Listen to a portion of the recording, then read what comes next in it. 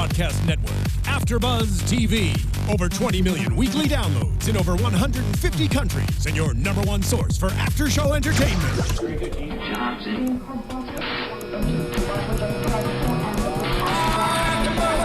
AfterBuzz TV, the destination for TV superfans, producing after shows for over 300 of your favorite TV shows, interviewing celebrities and showrunners, and bringing you behind-the-scenes exclusives. All thanks to E! Entertainment's Maria Menounos, producer Kevin Undergaro, and internet leader Akamai. Now, let the buzz begin!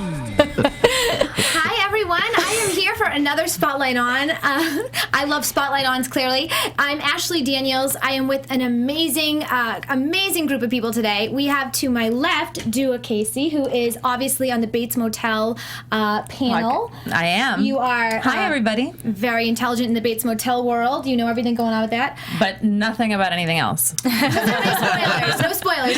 And I have some amazing people to my right. We have Tracy Spiridakos. Yay! Am I saying that? I got it right? Tracy Spiridakos. Fabulous. And Nestor Carbonell? Carbonell, that's right. Okay. Yes. I just have to always I'd rather be cautious than say something wrong, no matter how many times I practice it. Just me and names, we What's don't go her name? well. It's all good. Yeah, all good. You nailed it. Thank you. Well, your piercing blue eyes. How am I going to even concentrate looking at you? Oh my goodness. So basically today we have, for everybody watching right now, we have a pre-show coming up in the next half an hour. But before then, we wanted to just kind of delve in a little bit into their personal lives and ask them very personal questions. No, I'm just kidding. Bring it. Here we go. Okay. Dun, dun, dun. So basically, I want to know what it was like, first of all, for you, Tracy, the audition process for Bates Motel. What was it like when you got the call that you were going in for an audition? How was that for you? Yeah, it was good. I was a big fan of the show, and I was really excited about it. You did watch the show beforehand? Yeah, I'd watched it. I mean, interesting. And so I had gone in, and I mean, it was just, your regular audition process. The casting director is amazing. I love her very much, and so it was a nice warm room. And Well, she'd cast you in Revolution, right? Yeah. April Webster, yeah. So that is so interesting because I do a lot of Spotlight Ons with casting directors, acting casting directors and commercial ones.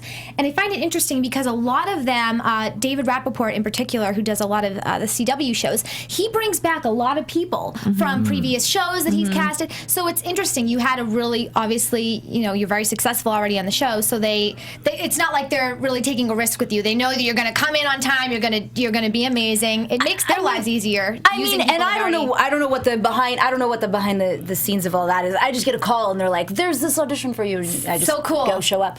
But it was cool. Yeah, I mean, it's cool. She's really, really, really sweet. Right. So yeah, and that was really my process. It's not really anything crazy. I don't really have a crazy story. Yeah, with it. Well, but it was lovely. Well, you can tell you've been acting for a while, obviously, that it didn't make you, too scared or nervous. Did you always want to act? Like, was that your first, or were you like, is this something that you wanted to do when you were 5 years old, or was this something that kind of just fell into your lap one day? I mean, not since five, I would say. I've always just been like the goofball in my family, trying to make everybody laugh. Anything for a laugh. Quite embarrassing. Yeah. Make them laugh, make them laugh, make them laugh. I mean, yeah, and I have two older brothers, and so it was like whatever, they would torment me, and as long as they were happy, I was happy. And so that was kind of how it started, and I was doing theater stuff in school, and then never really thought I could do it as a job. Went to university. Apparently, time management is a bit of an issue for me. I have somewhat of a procrastinating problem.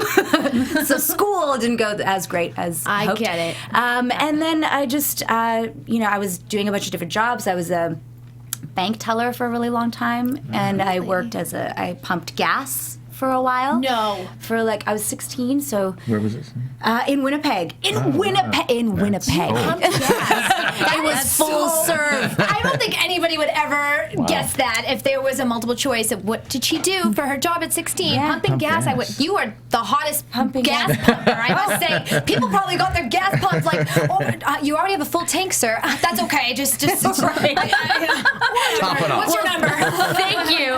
Thank you. Very sweet. Although definitely in my dirty from pumping gas and you would look oil terrible. and everything. I bet. You would look So awful. terrible. So terrible. And what about you, Nestor? Did you, in your early days, not 5, but however Way back in the back in the old other days, century. Yes.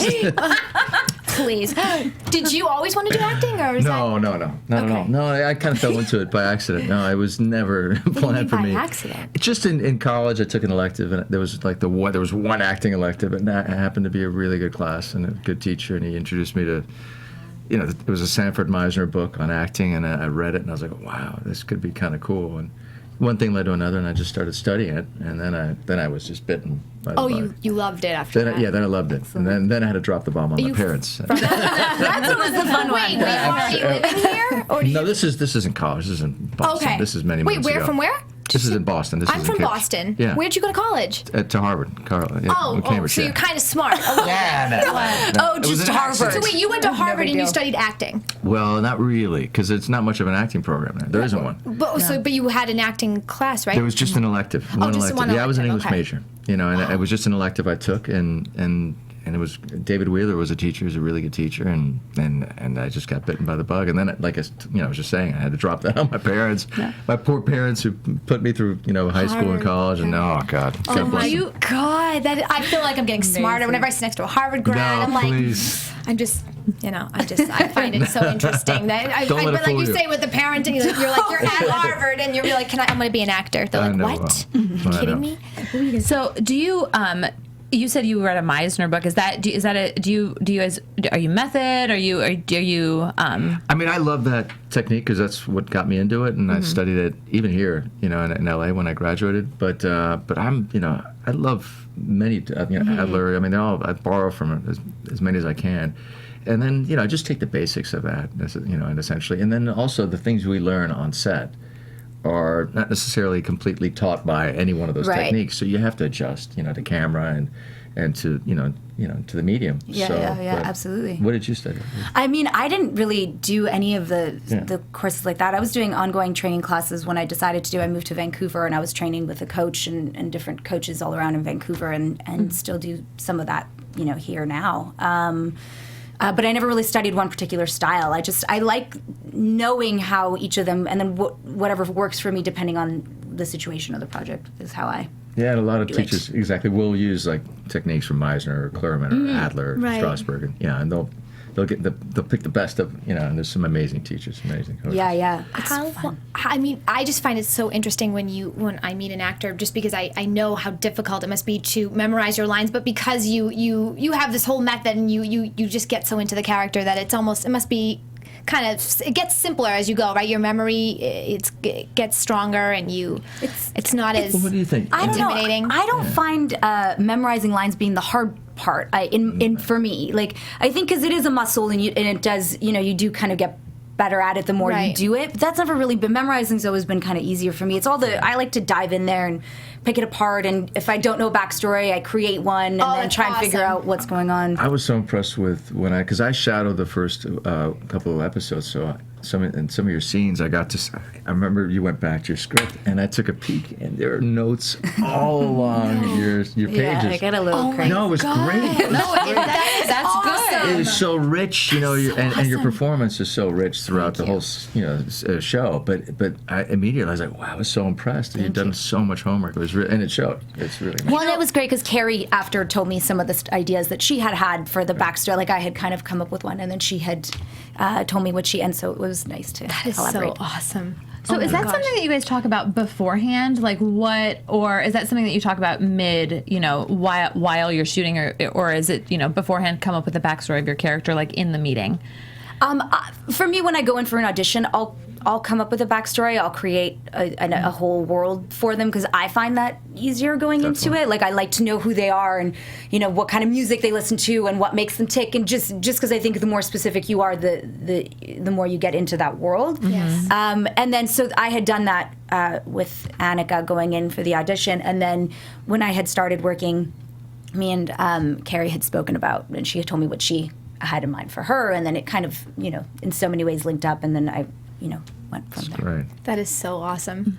And in terms of this role now for you, specifically Tracy, because this is going to be your first this is season 3, March 9th, everybody. We will plug that a million times. Yes, new. Well, they killed everybody in season 2, so they got to come up with new characters. But for you though, with this script, did you get an entire script for like?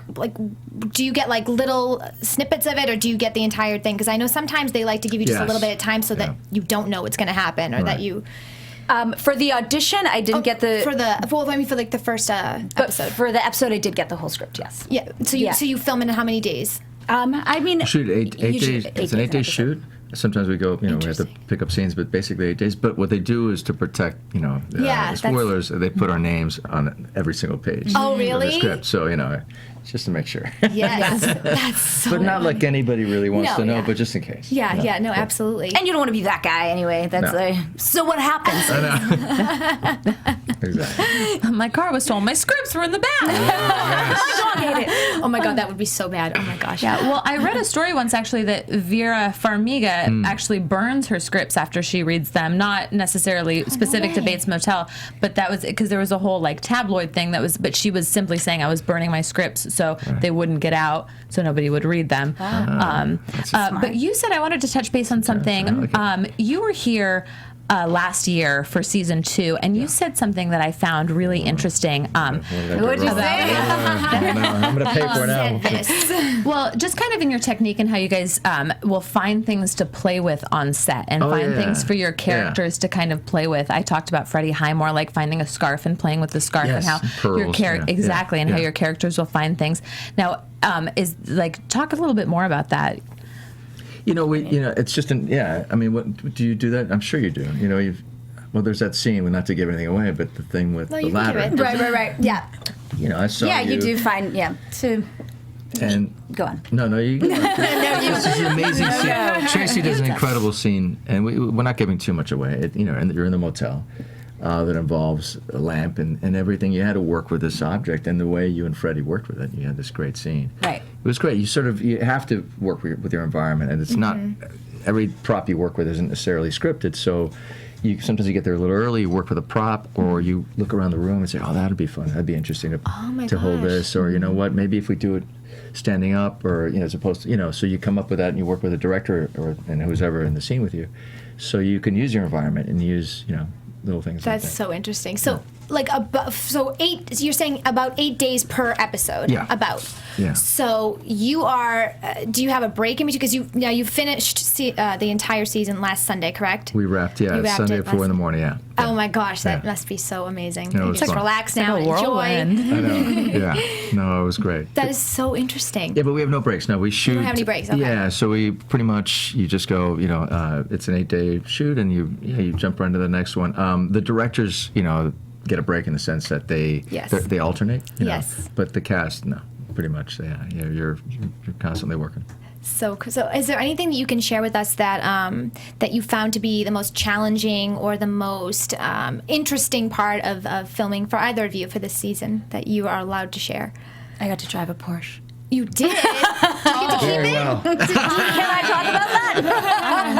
Yeah, keeping it. Yes. Oh man, yeah, that was fun. That's high And they on were the like, "Do you know how list. to drive standard?" I sure do. Oh, that's So you great. really got to drive it. You actually drove. What, they put like a camera in front of you or something? Or There's they film me pulling in, but yeah, I got to drive this sweet. That is awesome. Sweet Porsche. And they're like, "Do you want us to reset it for you?" I was like, "I got it." I got it. She can pump her gas too. She does it all. She's I like, used to pump gas in Winnipeg. got it. Amazing. That's right. Amazing. Yeah. That's, Oh my that's gosh, a good that's part. pretty cool. pretty In cool. stilettos. Oh, Yes. That's not easy.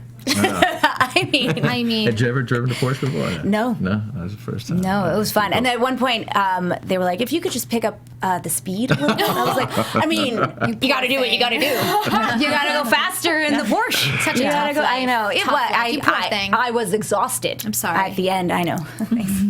What about you, Nestor? Anything like the most interesting or most challenging? Well, definitely this year I got the privilege to direct an episode. So I directed. really? Yeah, so I was very lucky. Congratulations. Thank you. Do we know That's what great. episode? It's episode 5. Oh my gosh, gosh, congratulations. So, like you said, congratulations. I'm going to jot that down. Thanks so much. Episode 5. So that was, I mean, that's why I trailed our producing director, amazing producer, Tucker Gates, the first 2 episodes. He does the first 2 and last 2 to see how he shoots the show, and he sets the the style of the show. So I needed to really watch how he did it, so I could honor that at least. Yeah, there's a very specific tone to the show. Yeah, there's you sort of keep the tension, even if it's not so apparent. You have to sort of find it, you know. And so I didn't know much about camera, and he was a huge source of help. And he suffered through a lot of really stupid questions for me, but God bless him. That's a stupid question. Yeah, no, there were very many. But he was great. He's really great, really helpful, and so that was hard. The challenge was I was actually in that episode quite a lot, so I had to direct myself. So that was interesting. I always try to figure out how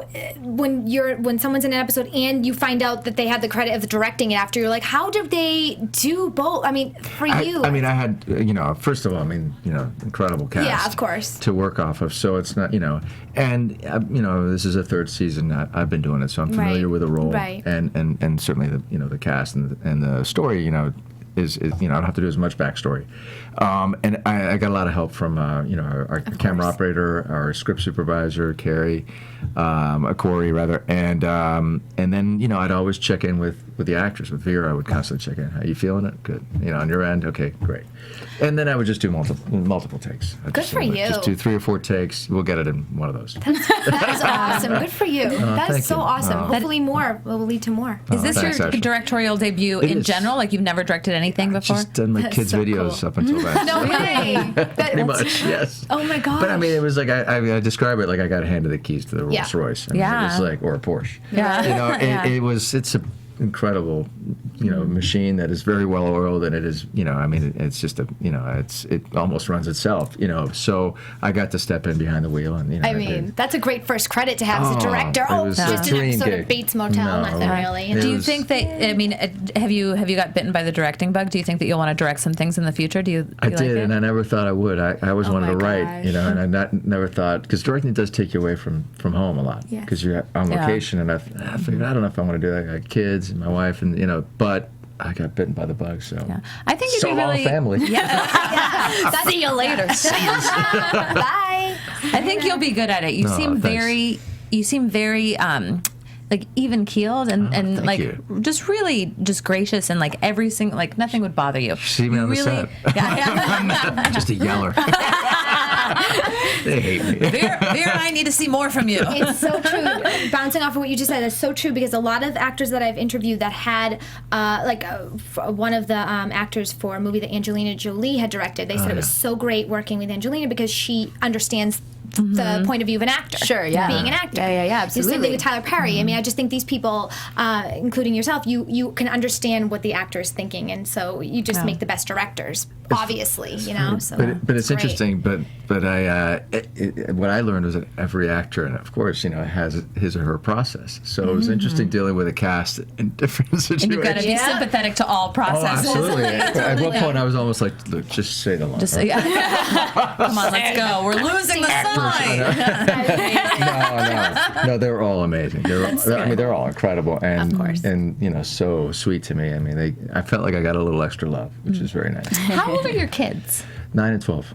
Oh so my do God. they watch? Do you let them watch Bates Motel? The older one started watching, and I just the first episode, the pilot episode, the first season is tough. And there's that scene where Norma's raped, and it's awful. It's really well played, but it's very it's a strong scene. It needed to be there to see the the tragedy this woman has gone through. Yeah, of course. But that's probably the toughest episode. Oddly enough, it's the first one.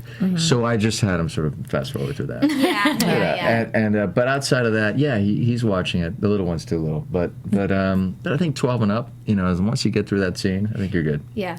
I actually, I can't believe I'm saying this, but about 2 years ago was the first time I'd ever seen Psycho, the movie. Oh yeah. I'm 26 years old. Where was I living, under a rock or what? But it's so incredible that you are part of, such an amazing history. I mean, just in terms of this movie, obviously. Like a modern day till prequel. Today. Yeah. I mean, but still today, it's frightening. I mean, all the scary movies we have today, and still that movie is so chilling. And so it's just interesting to get the backstory, going back to how you give backstory to all your actors, just the backstory of these two amazing characters. Just such a genius show. It is, and he was the, I guess the one of the originators of the psychological thriller. I mean, he was really sort of the auteur of how to do it, and doing it without being explicit. You know, Right. he couldn't at the time. I don't know if you saw the movie Hitchcock. Yes, But I did. But Yes. they talk about that scene. Did you get to see that? I didn't see it, no. It's pretty cool. They talk about Psycho and how much resistance he got from the studio because, you know, they weren't used to that kind of stuff. Right. It's graphic and what is this? What is this? You know, and so he ended up not being able to use in the shower scene, you know, the blood or the stabbing, or you couldn't actually see it, Right. which made it even more chilling. Oddly enough. Exactly, and you would.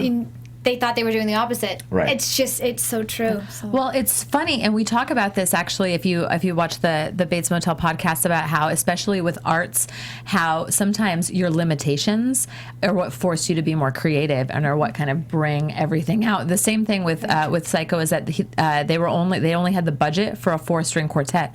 They didn't have a budget for a whole orchestra. Wow. But ironically, that 4-string quartet theme song is iconic, you know, and it's because they didn't have the budget. So it forces you to kind of think outside the box. Totally. No doubt. Yeah. Totally. Well, it was so great to talk to you guys. It was fabulous. Thank you so much for sitting down with us. Yeah, Thanks for having us. thank you. Do you got Yeah. anything else you want to share about the upcoming season, or just about your life involved in the Bates Motel? I mean, series? That was just amazing to have Tracy. She's incredible, and if you loved her in Revolution, you're really gonna love her here. Aw, She's thank incredible. you. It was an amazing. I had so much fun. We had a good time. It was cool. And then also for those who haven't caught up with season 2, it's on Netflix now, so you have this weekend to catch up. Yep. And we may even do like some kind of cast something on. I'm looking at Young, our amazing publicist. Maybe we're trying to see if we can cobble together some kind of social media thing where we can talk to fans about season 2 before season 3 starts. Maybe That would be great. It's also on demand too. I want to let you guys know. Oh, it is. If you have yes. Time Warner. Exactly. It's on demand. Thank you so much. Where can we find you on Twitter, Instagram? Where can everybody find you? TR Spiridakos is the Twitter one, and then Spiridakos is the Instagram. Cool. For me. And I'm just at Carbonell Nestor on Twitter. That's it. What about you? I'm new to this. You can find me on Twitter at Kaissi. That is DuaKaissi. Awesome. And you can find me on Twitter at Ashley Daniels and Instagram at Miss Ashley Daniels. Thank you so much for watching another Spotlight On. And now tune in for the pre-show coming up in the next 10 minutes or so with you guys and the whole panel of the Bates Motel. with the crazy boys. The crazy boys are coming up next. Don't miss Awesome. it. Looking forward to it. Thank you guys so much. Yes, Thank thank you. you. From executive producers Maria Menounos, Kevin Undergaro, Phil Svitek, and the entire AfterBuzz TV staff, we would like to thank you for listening to the AfterBuzz TV network. To watch or listen to other after shows and post comments or questions, be sure to visit AfterBuzzTV.com. I'm Sir Richard Wentworth, and this has been a presentation of AfterBuzz TV. Buzz you later. The views expressed herein are those of the hosts only and do not necessarily reflect the views of AfterBuzz TV or its owners or principals.